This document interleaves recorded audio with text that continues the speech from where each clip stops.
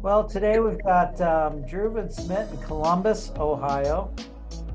And how long you been in the system?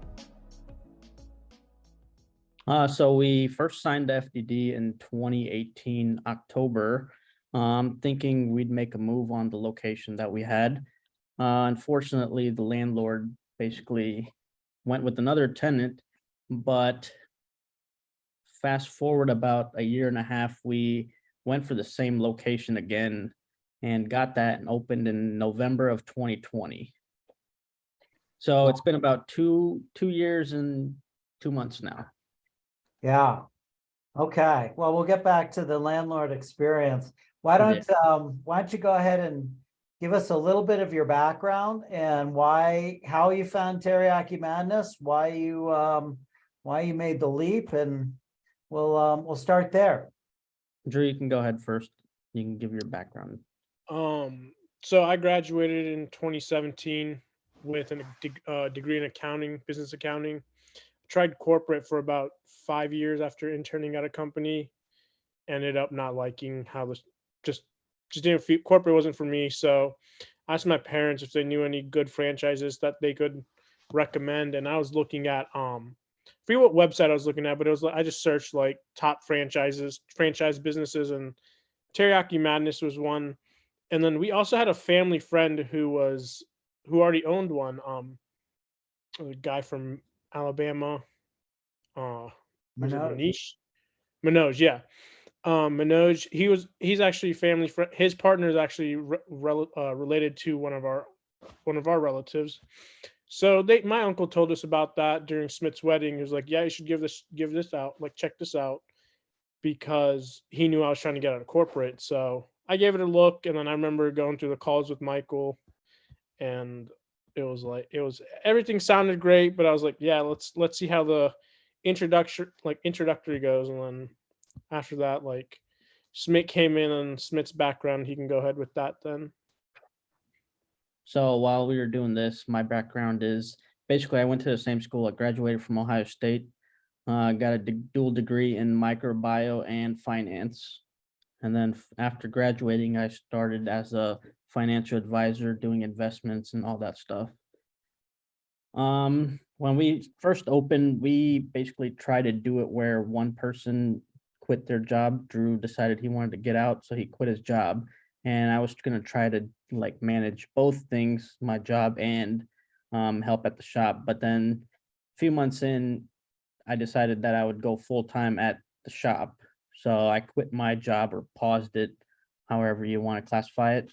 And then we began to like basically run the shop full time.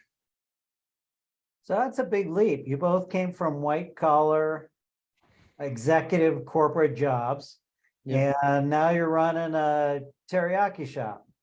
Yep. So what was the culture kind of whiplash there? So basically, we come from like a business minded background, like in terms of family. My parents have owned gas stations for about 25 to 28 years now. So we have that um, business dynamic within the family where whenever my parents need help at the gas station, we would go and run the shop for them. So we kind of had that drilled in our mindset from the get go. Like, hey, you guys have a business option on the back burner if like corporate isn't working for you guys. So you guys can always get into like a franchise, or if you have like the capability, you can even try to start your own business. And Drew, how about you? What was the eye opener of coming into the restaurant business? So it was challenging at first. Like, I mean, I understood. We like Smith said, my parents have owned their own business, so we understood like there's going to be a challenge. Like, nothing's just going to be handed to you. Um, so we understood like, hey, it's going to be long hours. Like in the beginning, Smith and I were there, and Smith's wife was also there, basically from open to close. Smith and I would be there from open to close, and then his wife would come in and help after her job, because like during when we opened during COVID, I mean, staffing was an issue. We're like, no one, we couldn't find people to work, and then like people were scared to come to work.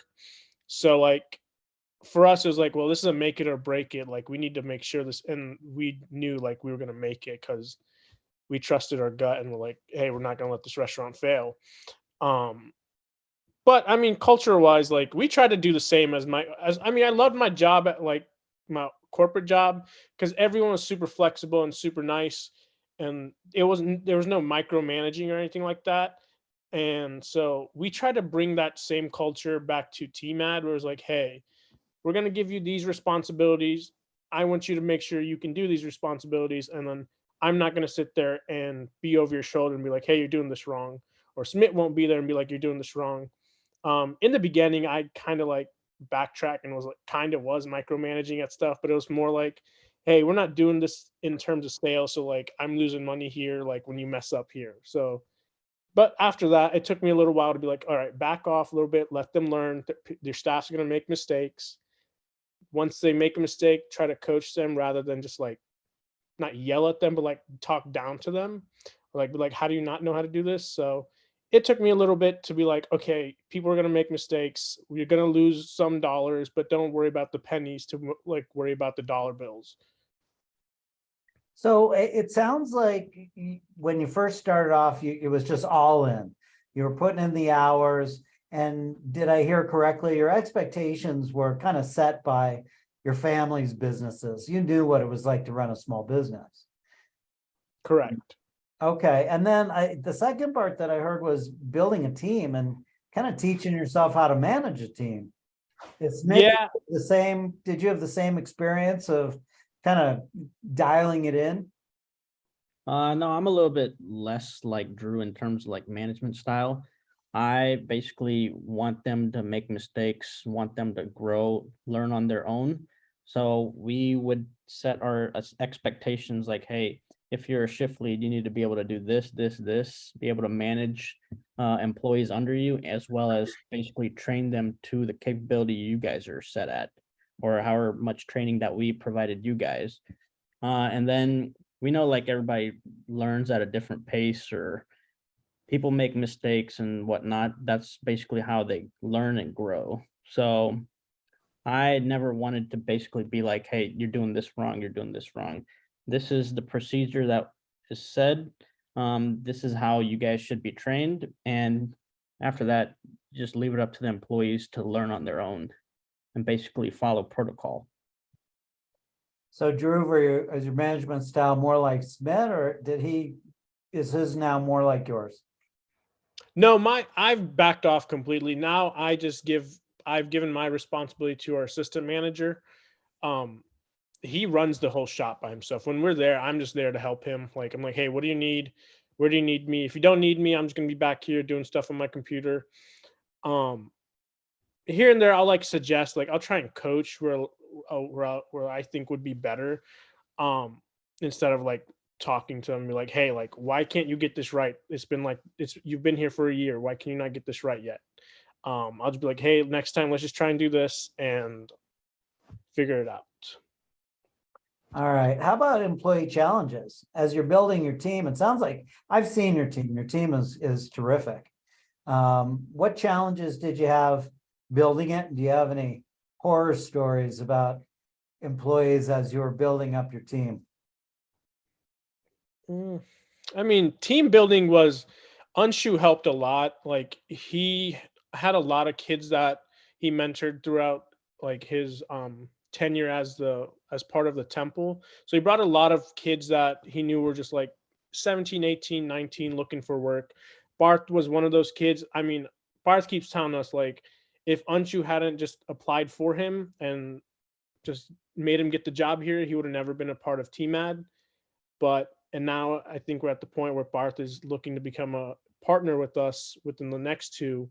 So it's kind of like it's a nice story to see like a guy that was not even going to be a part of TMAD is has worked his way up to become a partner with us. So we have a lot of 10-year employees. I think our average is like I think a year and 2 months, which is kind of hard to see in like a lot of other food places. Like I've noticed around our location, there's a bagel shop there. The owner, only thing the owner ever tells me every time I see him is like, dude, how do you keep your staff? And I'm like, it's just the small things, man. Like I told him, I was like, our staff really appreciates it when we come in and we're assisting them on everything. And like, they clearly see like, oh, Drew's grilling chicken, Drew's cleaning the tables down, Drew's wiping the bathrooms. Like, if he, and I'm at the mindset, like, if I can do it, like, you can do it. And so like, they appreciate like the fact that all of their managers are willing to step in and help them when they need it. And it's just not like, oh, like, I'm paying you to be here, so you need to do your job. So it's about respect. I believe so, yeah. And trying to build like a good culture to where we have a fun time. Like, you, when you and Aaron visited, every employee was just excited to be there. Like, our shift leads have told us multiple times, like, I'm so glad I joined this team. Like, our cooks, our nighttime cooks are like, dude, this is so much easier than like the other jobs that we worked. And it's just fun to be around because you guys have that good positive energy around. And I mean, even down to our manager, like, Bart does a great job of like uplifting the team. And I mean, yeah. So what is it about your team? You talked about culture. I think you said that you hired a few out of your temple, and there are folks who probably have the same relative cultural background as you do. But how do you describe your team, Smit, of I mean, gosh, what'd you say, year and a half or something as your tenure? Yeah. That's crazy in the restaurant business. I think most of the folks listening to this are going to give you a phone call and say, how can I do that too? Treating them with respect and working with them, but getting the right people that kind of see the world the same way you do. Seems like maybe you just hired the right people. Yeah. Oh, go ahead, Smith. I mean, we've had a couple employees that basically come in and then they realize that it's not for them. And then early on, they basically go out.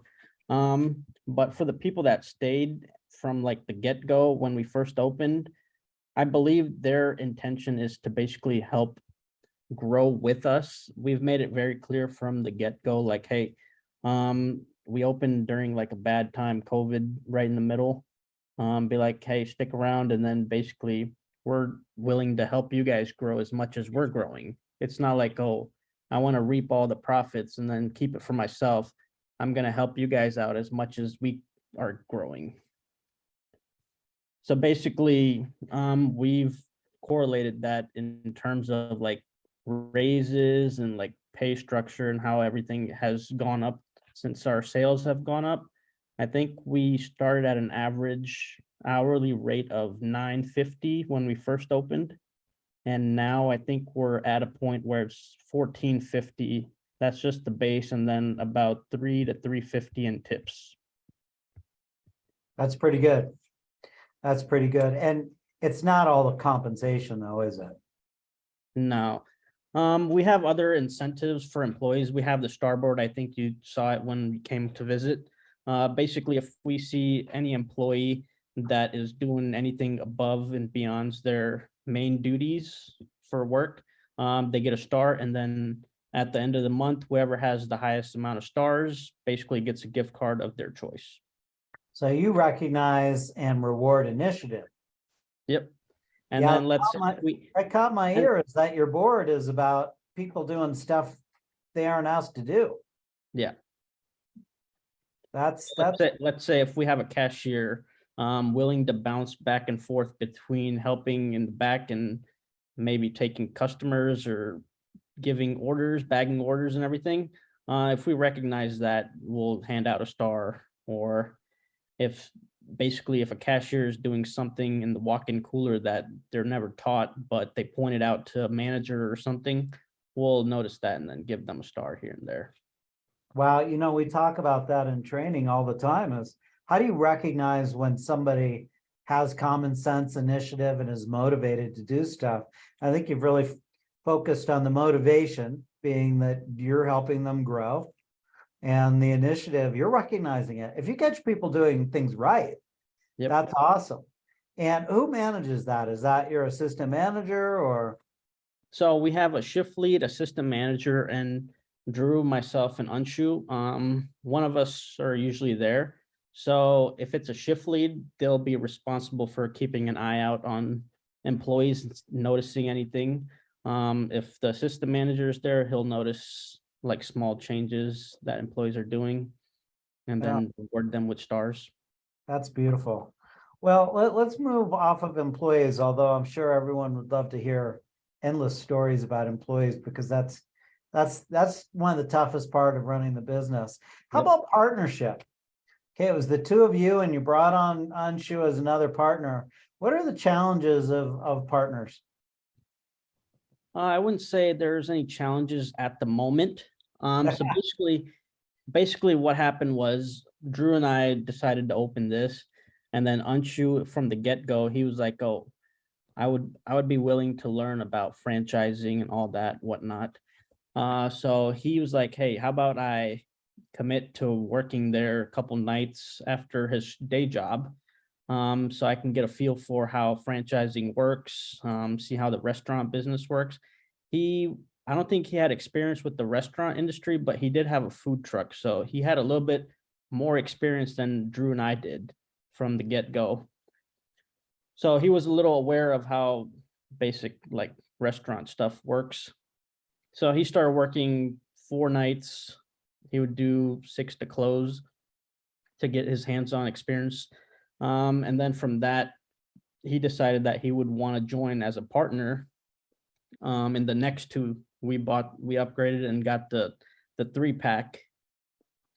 So we were like, "Hey, you can become a partner in the next 2 that we open."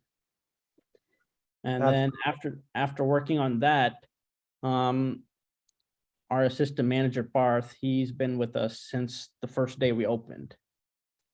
So we kind of gave him, so he's been through the whole chain of command. So he first started as an employee, then he got a raise, he became a shift lead, and then from a shift lead, he got a raise, got a promotion, became an assistant manager. And then now we're giving him another opportunity to go from an assistant manager to become a partner in the next 2 as well. Okay, great. So, Drew, what do you think the secrets are to good partnerships? I think it's open communication. Like Anshu and I always have two sets of different ideas. Um, and then whereas Barth and Smith just go along with like whatever one of us says. Unless they have unless their idea is better. But I mean, we work out on our communication is best. I think for us, even we all agreed like, hey, we trust each other with like all of our money, but like let's just still and we were all the first ones to say like even though we trust everyone like everything, like we trust Bart to run the shop by himself and make sure all the money and stuff is there, all the sales are there. Same with Anshu. We all agreed that it's just better to have everything in writing and like be brutally honest up front and say, hey, this is what I'm thinking. At the end of the day, no matter how good of a family, how good of a friendship we have, we should all feel safer knowing that, hey, if anything ever goes wrong, we can just point towards the piece of paper and say, hey, this is what our operating agreement is. This is what our partnership agreement is. Like, let's just have some common sense and just say we're going to go off that. So, because I know we've heard a lot of stories from people like, oh, I went into business with my brother backstabbed me and took all the money, or like whatever the situation was. So we were always up front, and we appreciated both of them to be upfront about it. So, but yeah, communication is making sure everyone's idea is heard, and then like is being okay with like if your idea is not the one that the group goes with, being okay with like, hey, majority is going to get the vote. So That's great. Smith, do you have anything to add to that? No, I think he mentioned everything that we've discussed so far. Yeah, I heard communication, trust, and honesty. Yep. And put everything in writing. That's a good one too. yeah, That's good. Partnerships are hard. You see them falling apart as much as you see them succeeding. Yeah, we've heard stories of 3 brothers now from 3 different people that they went into business together, and then later down the road, one screwed the other one up. Yeah, you hear a lot about somebody buying out the other partner or buying them all up. Yep. Okay, so last year we talked about your goal being same store sales growth, which Yep. in anybody's book, COVID or no COVID, is a pretty astounding number. I think you guys, what'd you do about? We fell just a little bit short. Yeah, I think we were about year over year. That's I think one of the best in the system. So congratulations on that. What did you do? So last year, we just got our return, our P&L. I think we did, Yes, you did. so happy about that. How'd you get there? So that means you increased it what? Almost, Yep, if I'm it was doing like, my head math right. I think it was, That's an enormous jump. How'd you do it? Catering was the biggest thing. yep, what Drew said, catering and basically getting the word of mouth out would probably be the biggest factors, seeing that tremendous jump in sales. Do you think it was all a result of catering, or was it from maybe being around for a little while? I mean, there's multiple stuff that I would go towards, but catering, if I had to list the top three, I would say catering, COVID going away a little bit. All the businesses around the area, they're having their employees back in the office, so that has helped a lot. So we're getting that lunch rush back in. Before, it used to be only dinner time rushes last year or 2 years ago. Now we're seeing like the full-on lunch effect where the whole dining room will get filled at times. Yeah, that's great. Drew, were you gonna add something?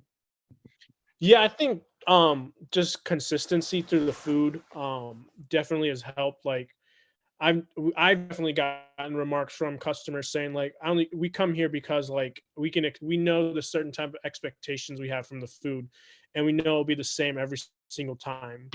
And that was something that it was very hard to work on in the beginning, because like we had so many different cooks that would cook a different style. Like I remember a customer used to say like, "Oh, it's always different. Like you can tell who cooked the spicy chicken today because like it's always different." And that I took that to like heart. I know the customer wasn't being like mean or anything. They were critiquing us, but I took it to heart. I was like, we should have consistent like quality taste throughout, no matter who is cooking the food. And I think that was the biggest challenge for us. And then once we got that, like every customer was like, yeah, like the food is always consistent when we go there.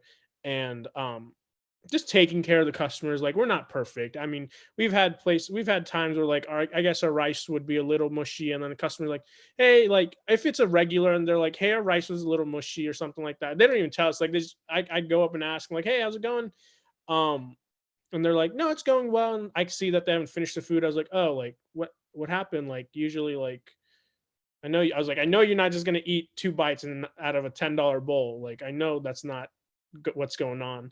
So just taking care of them, be like, hey, give me 2 minutes, I'll remake that bowl for you. Let me bring it out to you. And so good customer service has definitely improved. Um, and then yeah, branching out and like trying to make sure wherever your sale, like the days of the week where your sales are low, trying to find those groups that are like meeting. Like for Saturdays for us, I always try to find new car dealerships around the area to be like, hey, like what's your guys' budget per person? If it's reasonable, we'll try and work with them. But like I usually aim for about $7 to $8 a person. And I mean, I'll take the dollar loss for trying to get a $200 300 person order.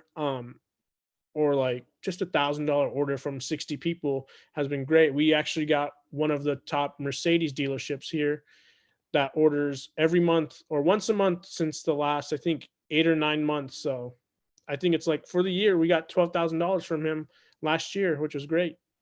And do you see the sales guys coming in? Oh yeah, there's a car dealership here that's about 20 minutes away, and at least twice a week they do a big group order, and two of the guys come in and come pick it up. Yeah. So the catering kind of builds the regular clientele also. Oh, Yeah, for sure. there's something that caught my ear here is you're out. I'm back in the old days before COVID. We took great pride in everybody coming out and touching tables, talking to Yeah. the customers, picking up dirty dishes, maybe even refilling drinks. It sounds like you guys do all three of you guys do that plus your staff? Yep, we try to. Yeah, I mean, there's times where it's just too busy. Yeah, like earlier today, actually, I had a whole family come in, about seven people came in, and I just got too busy. It was the first time I was going through the menu with them. I explained everything to them, and I was gonna go back to the mom and ask her because she paid for it, and I was like, "Hey, how'd everything taste? Like, how'd everything go?" But unfortunately, I wasn't able to. But I think they finished everything, so I think they had a good time. Yeah. Well, you said it earlier, because you're out there touching tables and talking to your customers, one, that just simply doesn't happen in most fast casual restaurants, certainly doesn't happen in fast food.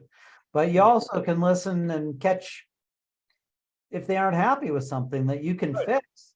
And most people won't say anything, will they? Yeah, no, they're usually just like, "Oh, it was great, it was great." I'm like, "No, I mean, be honest. If it's not good, I would love to know." Yeah, so we can make it right and get you back in. Exactly. All right. How about customers? Do you have a bunch of loyal customers? It sounds like you know when they're in there the first time. You can tell just by how they look at the menu, but All right. it sounds like you've also built quite the loyal following. Oh yeah. We Yeah. have. Go ahead, Smith. So even our cashiers now know, like, whenever they see a repeating customer, they know their order, what they're gonna get. So they'll say their name and then they'll say, "Hey, are you doing the usual?" That's basically then the customer is kind of intrigued, like, "Hey, basically, my name, my order. All I have to do is say yes." It's something that is so rare these days. We go to a restaurant once a week and it's like we've never walked in there before. The employees just act like they have no recognition of us whatsoever.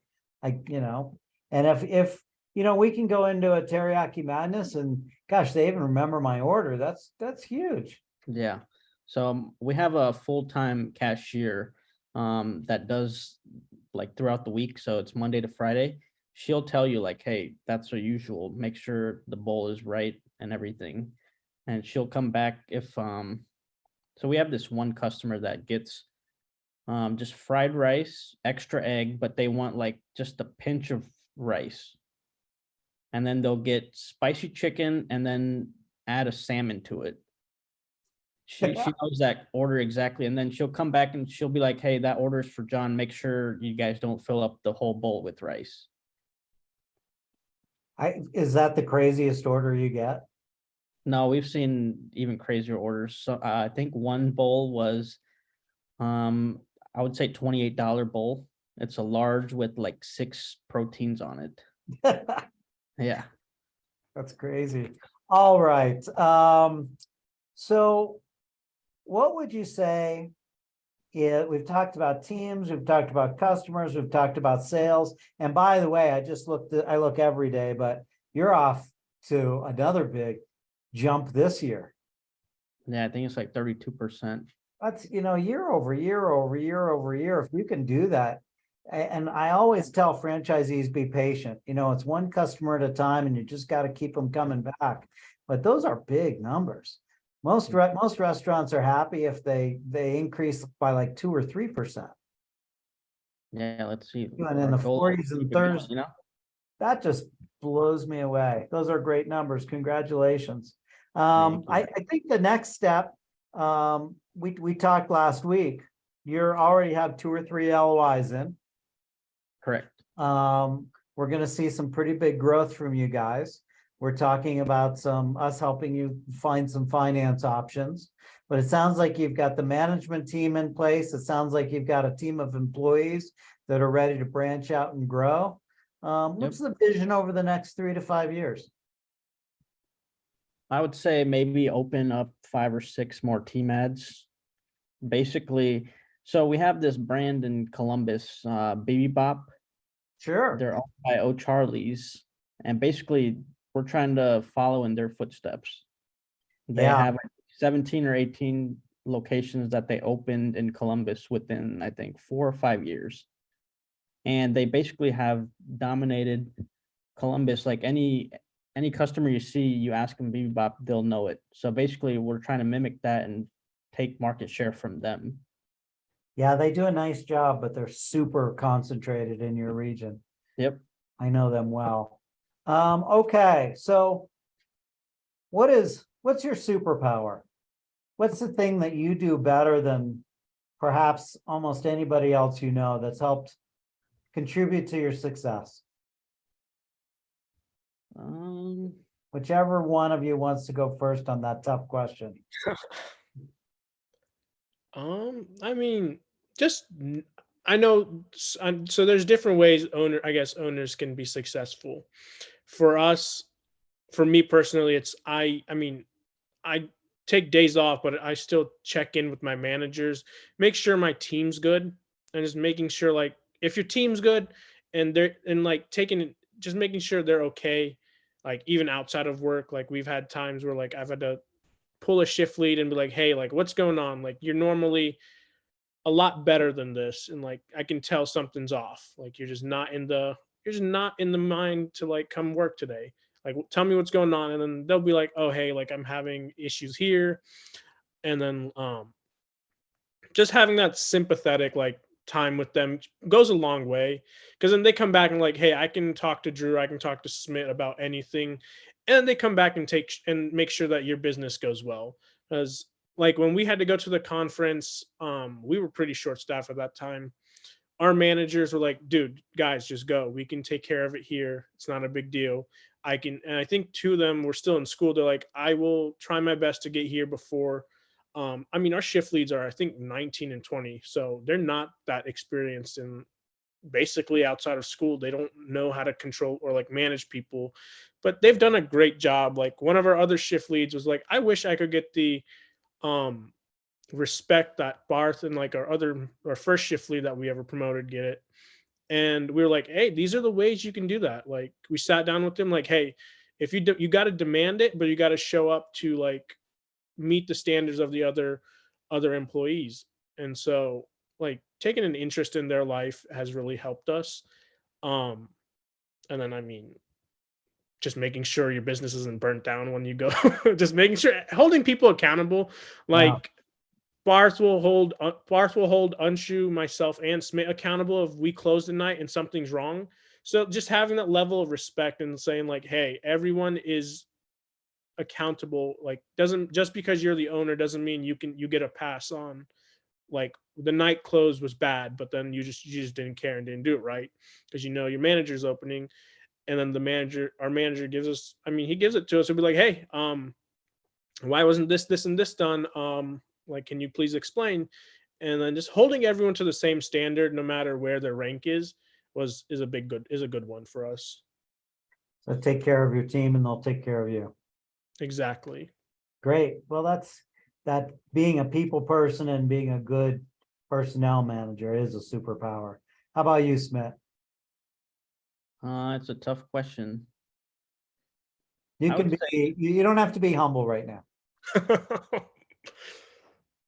I would say I don't really have that kind of a superpower where I try to rank myself like in line with all my employees. Basically, try to be compassionate with all the employees. Have some empathy. Yep. Yeah, that's great. I think that's why because you identify so much with the team, you've had that team in place for so long. Why would you fire someone? You hold them accountable. So I guess the easy answer is they aren't doing their job, but what's a fireable offense? Well, we haven't really had to fire. I would say maybe we fired 2 people since we've opened. One being very recent, which that one was, I don't know. It was so an employee basically on their way out, they were like, "Oh, if I find out that you guys are not paying me right or whatever, I'm gonna come here and shoot this place up." Wow. So yeah, she was 17, so that was one employee that we had to fire. She didn't understand the power of her words. Yep. So basically, whenever we reached out to her later, she was like, "Oh, you guys know I was just joking." I was like, "Well, nowadays you can't joke like that. We got to take it seriously." Sounds like she didn't fit the culture. Yeah, I would say so. for me, I fired one person, and it was only because we had communicated to the person, hey, like, we need you on a one particular Sunday. They're like, hey, I need Sundays off. I was like, that's totally fine. This particular Sunday I will need you to come in, and it was communicated. Like, I have a 2-week policy where, like, if you need something, just let me know 2 weeks in advance. Even if it's if it's last minute, I'll try my best to work with you. But like, she blatantly said no, I will be she's like, all the way up until Wednesday she was like, I'll work, I'll work. And then Wednesday night, I believe that was a night where she was like, yeah, I'm just not coming in, and if you try to call me, I'm going to block your number. And so I just told her, I was like, you can pack up your stuff and go. Like, that's not an issue with me. I can work that Sunday. So it wasn't, I was like, you're not going to disrespect how we, or take advantage of how we treat everyone here and how my policies are, or how our policies are. Yeah, and by firing her, you're respecting all the employees who will say yes. Yeah. So, I mean, luckily we haven't had to fire any, like, nothing crazy. But yeah, those are the two craziest stories that we've had. Okay. To summarize, I would probably say it's basically about attitude. They don't have the right attitude. Like, if they don't want to be at work and they're acting like we're forcing them to come to work and whatnot, that's just probably not a good fit. Makes everybody's life miserable. Yep, you got to bring positive energy to the work environment. Not to have good. fun at work. That's great advice. So what is one piece of advice to kind of finish up here that you would tell the other franchisees, the new folks getting into the business? What should their expectations be, or what's some secret that it took you a little while to figure out? Well, on all my calls that I have with franchisees, potential franchisees, the one advice that I always give them is make sure you have your real estate. You've done like your due diligence on the real estate you pick, because in the end, that will be your make it or break it. Yeah, that's good advice. That's why we've got such a big team, making sure that we're applying all the analytics. How about you, Drew? For us in the beginning, it was making sure you realize what brand you're in. I was always trying to get the food, like, I would stress out if the food took longer than 8 minutes. Like, and I think that came back to where we were not part of we never had restaurant experience before. So I kept forgetting that we're not a fast food place. And I'm like, guys, it's been 10 minutes. Like, why is this bowl not out? Where we have like 20 to 30 tickets. I'm like, guys, get this bowl out. Like, what's taking so long? But yeah, like Smith said, I always tell also the people I talk to, potential franchisees, I say real estate, and always try to pick a spot where, or like a location that will have a lot of catering, because catering is definitely one of the best keys to success here. Because we've definitely seen it where before we open, we have $1,200, $1,500 catering done, and we're like, great, that covered all of my, like, I'm at 5% labor. That's gonna cover my whole, like, payroll, or yeah, my labor for the day. Now it's just whatever customers walk in and make our sales. Like, that's just gonna go straight to us. Um, and then, I mean, biggest challenge is, like, make sure you're checking in. Like, yes, you can have a great team around, but they gotta know, like, hey, I am still here, or like the boss is still here, and like, to pay attention to your business. Don't think it's just like, I'm gonna hire a manager and it's gonna be okay, because unless you're not there every other day, or if you're not even checking in, your business is not gonna succeed. No, I agree with that. I call it delegation, not abdication. Correct. You can't just throw your hands up and walk away, no matter what it is. Yep. So to add on to that, I would say basically when we first signed on, our intent was to work in the restaurant legit full time, since we didn't have any restaurant experience before.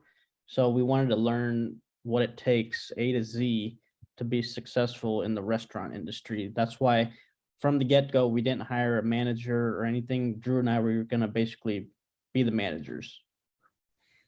That's a great piece of advice. I always think that owners should know how to do absolutely everything. Yep. Even if their intention is that they're not going to be in the restaurant in the long term. Yep. So Okay. Oh, nope, go ahead. I was just gonna say, so we basically did the year of that, and then now we know how to, now our mindset is focused on growth. So now we can put this shop and put it on autopilot while we focus on setting up 2, 3, 4, whatever shops down the road.